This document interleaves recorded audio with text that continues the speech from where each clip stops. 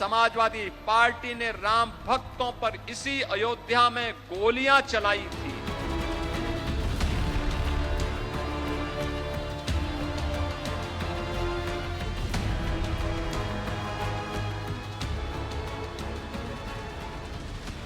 इस बार यूपी की सियासत में एक ऐसा संग्राम छिड़ा है जिसने दिल्ली तक के नेताओं को हैरान कर दिया है, क्योंकि एक ओर जहां अयोध्या में हुए दीपोत्सव ने 2 बड़े रिकॉर्ड बनाकर विश्व में अपना डंका बजाया, तो वहीं दूसरी ओर अखिलेश के तंज ने यूपी की सियासत में भूचाल ला दिया है।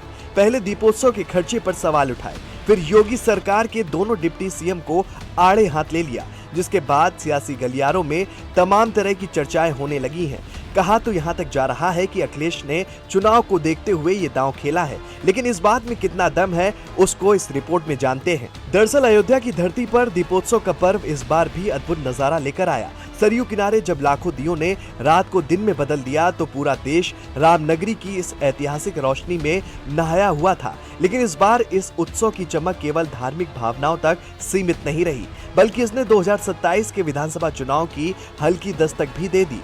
दीपोत्सव की भव्यता के बीच योगी और अखिलेश यादव की अलग अलग तस्वीरें, बयान और शैली धीरे धीरे प्रदेश की सियासी फिजा तय करने लगी है। योगी ने इस दीपोत्सव को केवल परंपरा नहीं बल्कि यूपी की पहचान बताया। उनके नेतृत्व में पिछले कुछ सालों में अयोध्या न सिर्फ धार्मिक महत्व का केंद्र बनी है, बल्कि विकास और पर्यटन का नया गढ़ भी बनकर उभरी है।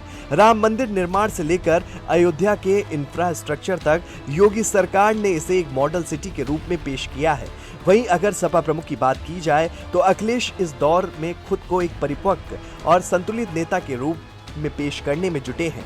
वे अब पहले जैसे कटाक्षों से परे जाकर अपनी राजनीति को एक समावेशी रूप देना चाहते हैं। उन्होंने हाल के महीनों में कई बार हिंदू परंपराओं से जुड़ी गतिविधियों में भाग लेकर ये संदेश देने की कोशिश की है कि समाजवादी पार्टी अब सिर्फ एक वर्ग नहीं बल्कि पूरे समाज की पार्टी है। वे मंदिर में दर्शन करते नजर आते हैं, धार्मिक आयोजनों पर शुभकामनाएं देते हैं और अपनी राजनीति में संतुलन की झलक दिखाते हैं। लेकिन दोनों नेताओं की रणनीति अलग है, लेकिन लक्ष्य एक ही, यूपी के सबसे बड़े और निर्णायक वोट बैंक तक पहुंच बनाना।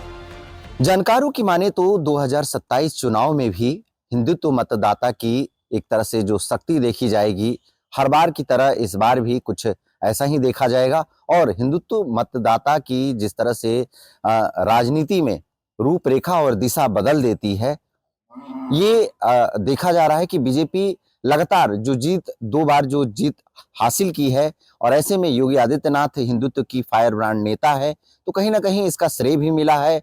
और एक तरह से ये भी देखा जाता है कि लंबे समय तक राजनीति में कोई भी चीज अस्थायी नहीं रहता है, उसमें बदलाव होता है। तो सपा अब इस तरह से जो है सपा की वापसी जो है देखी जा रही है, और सपा ये भी जानती है कि अगर इस वर्ग में हमारी अगर इसमें जगह नहीं बन पाएगी तो उसमें हमारी वापसी संभव नहीं होगी। तो सपा भी अपनी जमीन तलाशने में और मजबूत करने में लगी हुई है। वहीं बात अगर दीपोत्सव की करें तो ये आयोजन अब केवल धार्मिक आस्था का प्रतीक नहीं बल्कि करोड़ों लोगों की आस्था का विषय बना है। जब करोड़ों दिए जलते हैं तो वो दृश्य न केवल अयोध्या को बल्कि पूरे प्रदेश को संदेश देता है कि ये नई पहचान और आत्मविश्वास का समय है। ऐसा दावा है कि योगी इस आयोजन के जरिए प्रदेश की जनता को ये भरोसा देना चाहते हैं कि यूपी अब पिछड़ेपन की छवि से बाहर निकल चुका है।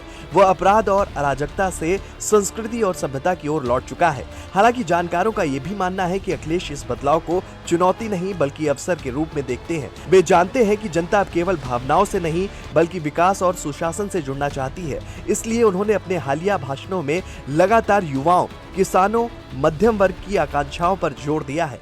अखिलेश यादव का प्रयास यह है कि जिस तरह से उनकी सपा पार्टी को राजनीतिक और धार्मिक के रूप में ना देख के बल्कि वो इस ताकत से देखें, जिस तरह से सपा विकास की बात करती है, रोजगार की बात करती है और तकनीकी विकास की ओर जो है सपा चलने की बात करती है। इसी को लेकर कहीं ना कहीं उत्तर प्रदेश में जो राजनीति समीकरण है वो बदलने की बात हो रही है।